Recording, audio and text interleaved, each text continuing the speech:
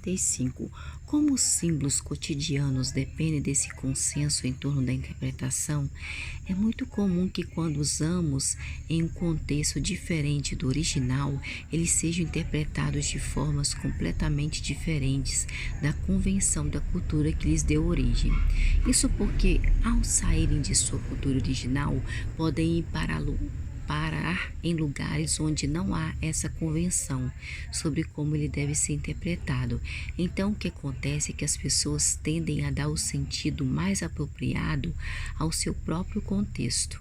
O que os indivíduos fazem nesse caso é idêntico ao trabalho feito pelo tradutor, ou seja, as pessoas tentam adequar os símbolos de outras culturas à sua própria linguagem e vida social.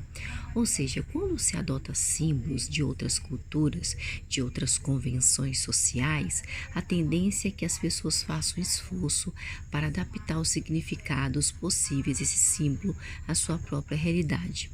Hoje em dia, esse fenômeno é muito comum no mundo da moda e das tendências de comportamento. A moda, o cinema, a publicidade, os meios eletrônicos de comunicação que disponibilizam uma quantidade cada vez maior de informação simbólica sobre muitas culturas permitem a migração de símbolos cada vez mais intensa. Vamos pensar em um exemplo.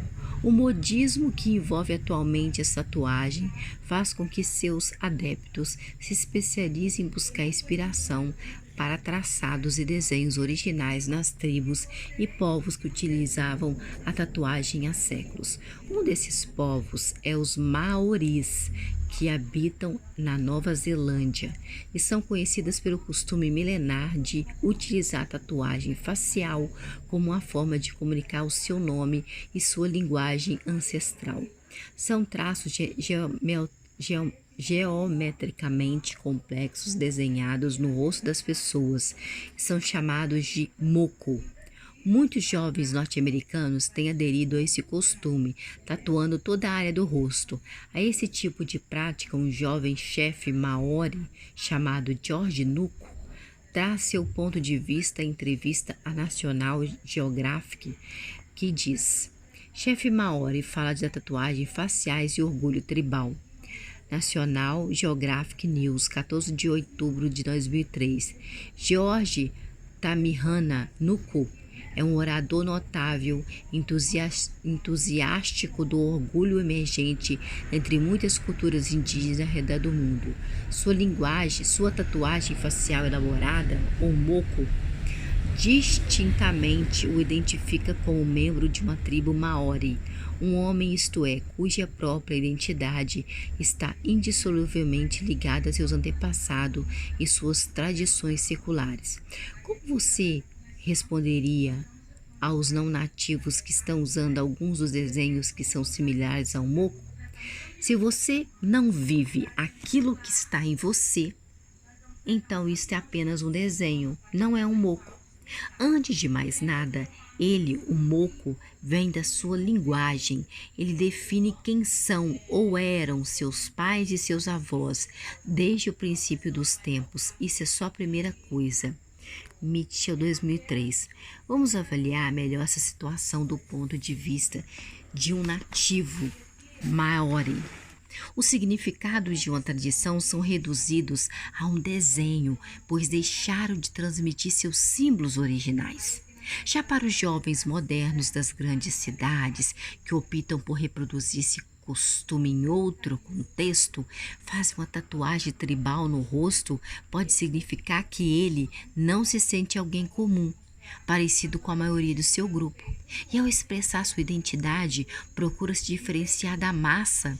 Ele, de alguma forma, procura se aproximar do primeiro da tribo, mas com sua própria história, a história de um primitivo moderno. Com esse caso descrito acima, há muitos outros exemplos de como os símbolos são apropriados e traduzidos para uma linguagem local. Para aqueles que vivem na zona rural, alguns objetos como latões de leite, carroças e carriolas, ou mesmo chapéu são coisas utilitárias, necessárias para o dia a dia. Mas na cidade existe o costume de utilizar essas mesmas coisas como objetos decorativos em algumas residências. Durante muito tempo, o uso de marcas famosas através de logotipos, como o da fabricante de motocicleta Harley Davidson, como o fabricante de carros Ferrari, era utilizado apenas nos próprios produtos ou pela própria empresa em sua comunicação. Atualmente, há uma enormidade de itens no mercado que utilizam essas marcas e são vendidas mesmo para quem não tem o próprio objeto que originou a marca. Não é incomum encontrar essas logomarcas em copos, roupas, canecas, chaveiros, cadernos. Deixaram de ser apenas símbolos corporativos e se transformaram em símbolos de status. Tente pensar em outros exemplos. Uma migração dos símbolos para contextos diferentes do original. Primitivos modernos é o nome dado a das muitas tribos urbanas da atualidade. Consiste em uma coletividade que se inspira nas práticas da modificação corporal dos povos ditos primitivos para compor um visual atualizado de acordo com as influências da cultura contemporânea. Tatuagem, piercing, alargadores, implantes sobre a pele e outros tipos de modificação fazem parte dessa cultura.